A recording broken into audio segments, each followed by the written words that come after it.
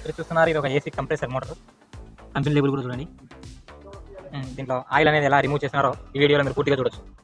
అదే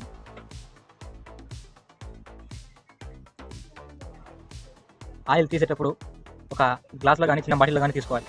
ఎందుకంటే అదే క్వాంటిటీతో మళ్ళీ రిటర్న్ దాంట్లో పోయాల్సి వస్తుంది కాబట్టి. చూడండి, ఒక గ్లాస్ ఫుల్ అయింది, ఇంకో గ్లాస్ తీసుకున్నాం.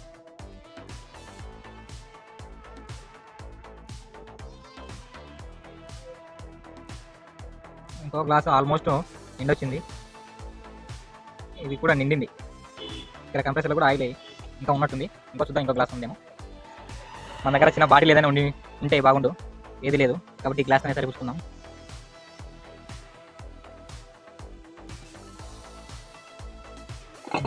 చూడండి, ఇంకా ఏం లేదు. దాదాపుగా 2.5 గ్లాస్ ఆయిల్ అయితే ఈ కంప్రెసర్లో ఉంది. చూడండి, పూర్తిగా వంపుతున్నాడు.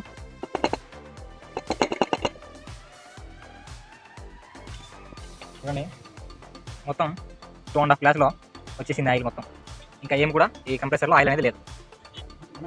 చూడండి, ఆయిల్ పూర్తిగా పతలాగా అనేది అయిపోయింది. దీనికి కారణం కంప్రెసర్కు హోల్ పడడం వల్ల వాటర్ లాగేసింది అండ్ డస్ట్ పార్టికల్ కూడా ఆయిల్లో మిక్స్ అయిపోయినాయి. చూడండి, ఒక ఫ్రీజర్ బాక్స్కు హోల్ వేయడం వల్ల ఆయిల్ అనేది వాటర్ లీక్ అయింది. ఈ కంప్రెసర్లో ఫ్రీజర్ బాక్స్కి ఇలాంటి హోల్ అనేది చేయకూడదు. ఇలాంటి ఫ్రీజర్ బాక్స్ వల్లనే ఆ వాటర్ అనేది ఆయిల్లోకి వెళ్ళింది. మీకు ఇన్ఫర్మేషన్గా అనిపించినట్లయితే వెంటనే మా ఛానల్ సబ్స్క్రైబ్ చేయండి.